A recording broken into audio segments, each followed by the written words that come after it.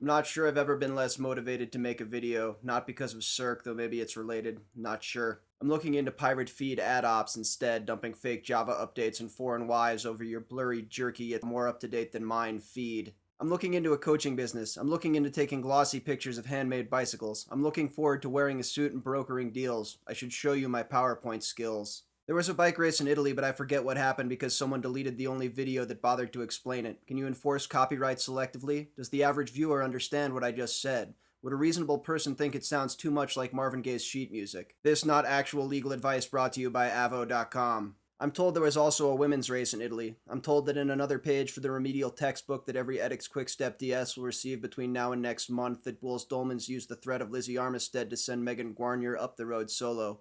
I know that's how she pronounces her name because I looked it up. My name is Megan Guarnier. What a colossal waste of time and resources. I'm this close to firing myself.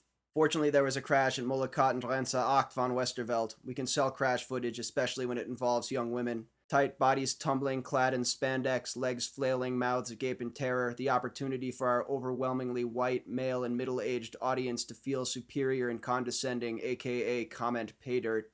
Wait, the crash was caused by a spectator? Drama multiplier for ad impressions mega bonus. Let's run it back again in slow-mo with disco porn music, powered by Spotify and Tegaderm. Still, that's a bummer for Evelyn Wiles, Taylor Stevens, Lauren Rowney, whatever. Sky went 1-2 in the Queen stage at Paris-Nice, and at Tirreno Adriatico there was a crash, and while you probably didn't see either event live, you can relive them with 2.5 minutes of British accented yelling and or 36 Twitter users complaining about doping or recklessness because the invisible hand of the market. It says so right here in my PowerPoint. It says so right here in my PowerPoint. It says so right here in this tweet powered by Shimano 105, Gruppo of Champions, upshift to being a champion. Between hashtag Win Calamity and Silvio Berlusconi, Italy remains colossally non-functional, yet the top GC riders continue to go to Tirreno Adriatico over Paris-Nice, with the exception of Chris Froome, who has a cold and will not be attending either. This time Froome hasn't felt compelled to order up corticoids to deal with his illness. Good show, Chris Froome. Good show, Team Sky. Before the closing rant, please consider these related links delivered by Outbrain. Outbrain, for when so many users are fleeing your site, you can make money off of it.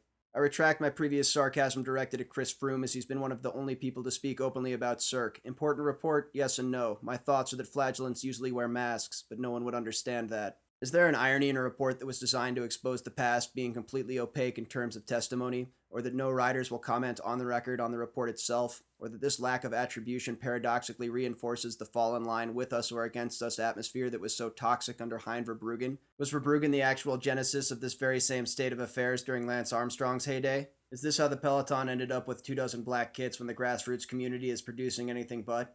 Has this Goodwinian dream state infiltrated the industry as a whole? Do I actually get shit-talked by a SRAM mechanic on the internet every time I share my experiences of that brand?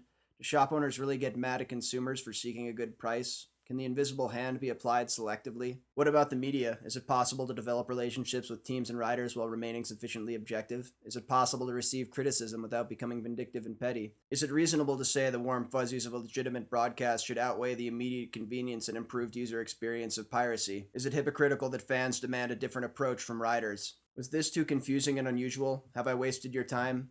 Please, purchase a product at steep discount from any of these online retailers. I am not an affiliate, and I will not receive any of the purchase price, but instead my compensation will come at your joy from having received a new product. I like to give back. Have I mentioned my PowerPoint?